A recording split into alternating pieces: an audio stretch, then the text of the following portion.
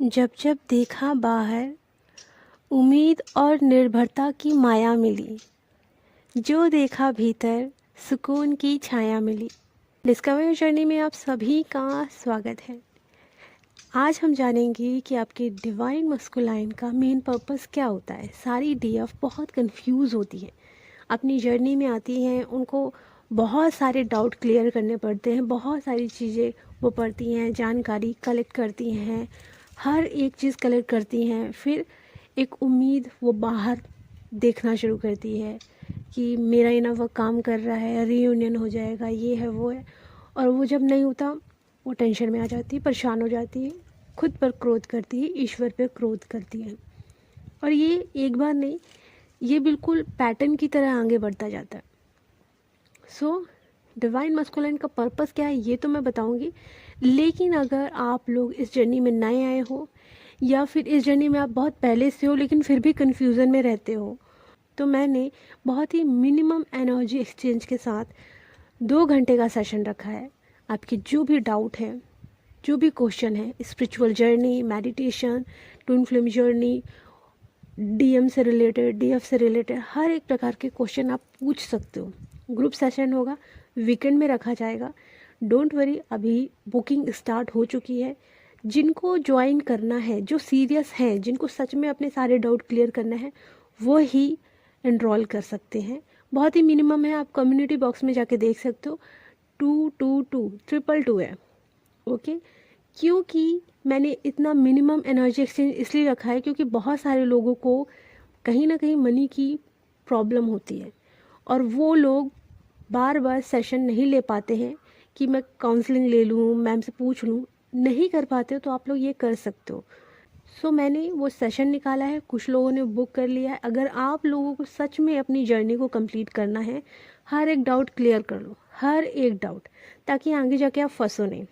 Okay, इसलिए मैंने इतना मिनिमम रखा है ताकि आप लोग कंफ्यूज ना हो, है ना। और जो नहीं ले सकता वो भी ले सकता है, इसलिए बहुत मिनिमम रखा है। सो फ़ायदा उठा लो क्योंकि ज़रूरी नहीं है कि आने वाले टाइम में ये सारी चीज़ें आपको फिर से मिले। तो जितना हो सके अपने हर एक डाउट को क्लियर करने के लिए वो सेशन बुक कर लो। एक एक करके सबके सवाल लिए जाएंगे, इसलिए मैंने 2 घंटा लिया है। और उसमें लास्ट में होंगे 20 मिनट के एनर्जी क्लिनजिंग सेशन भी होगा, ओके। सारे डाउट क्लियर करने के बाद एनर्जीज को कैसे क्लीन करते हैं वो सेशन भी आपके सामने ही होगा, ठीक है। सो फ़ायदा उठा लो, डिवाइन की तरफ से गाइडेंस आई थी, सो मैंने दे दी है, ठीक है। कम्युनिटी बॉक्स में चेक कर लीजिएगा।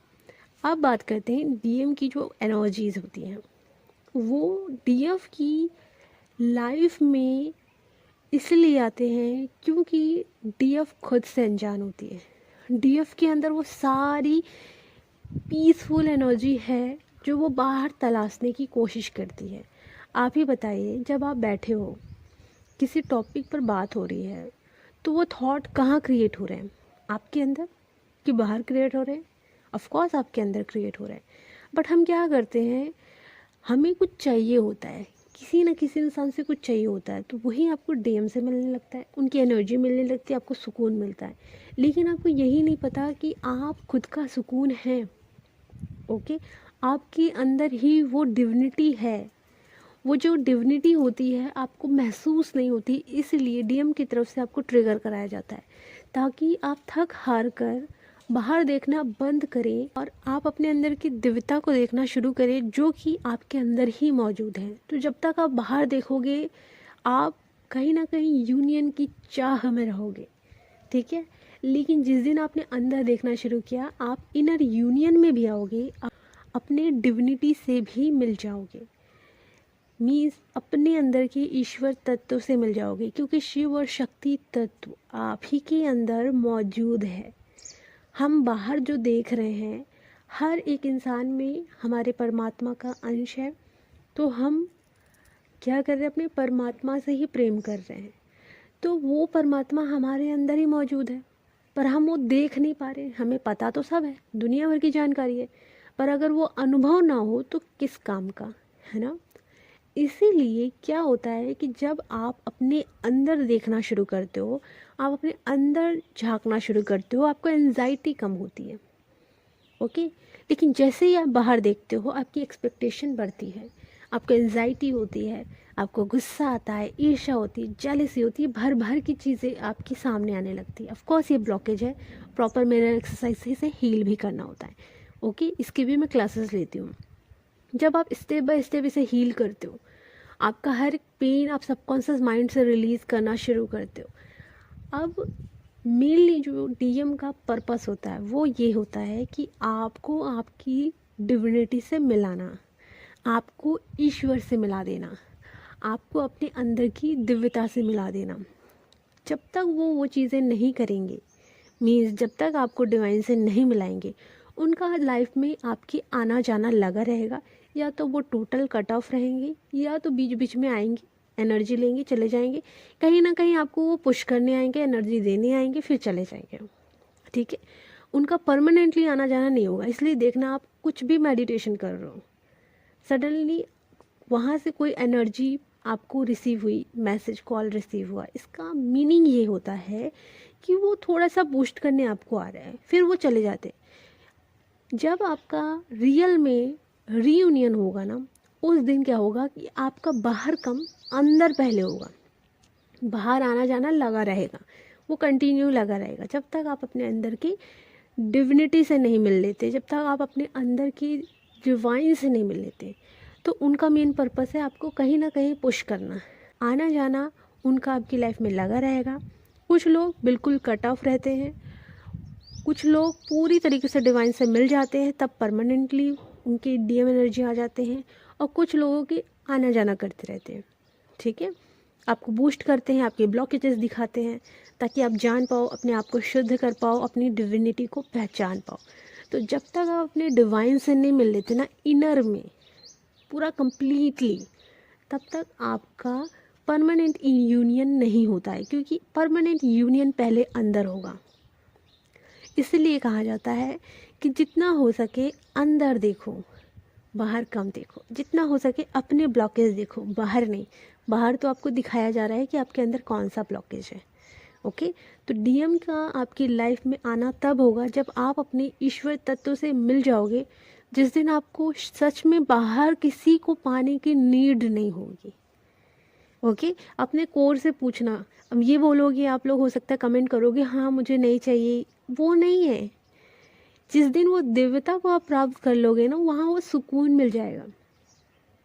ये नहीं कि कुछ क्षण के लिए होगा, जैसे होता है ना कि आप हाई वाइब्रेशन में हो, कुछ क्षण के लिए बहुत खुश हो, नहीं चाहिए बाहर ये वो, ऐसा नहीं होता है।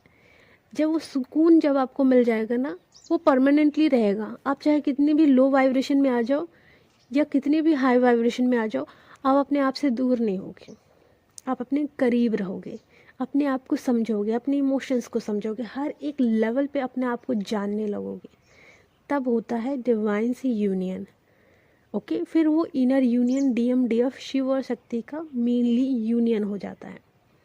ओके, तो डीएम का मेन पर्पस है आपको आपकी डिविनिटी से मिलाना, अपने डिवाइन से आपका यूनियन हो जाए, वो ये चाहते हैं। इसलिए उनका आपकी लाइफ से दूर रहना ज़रूरी होता है, ताकि कहीं ना कहीं आप ट्रिगर होकर अपने ऊपर काम करो।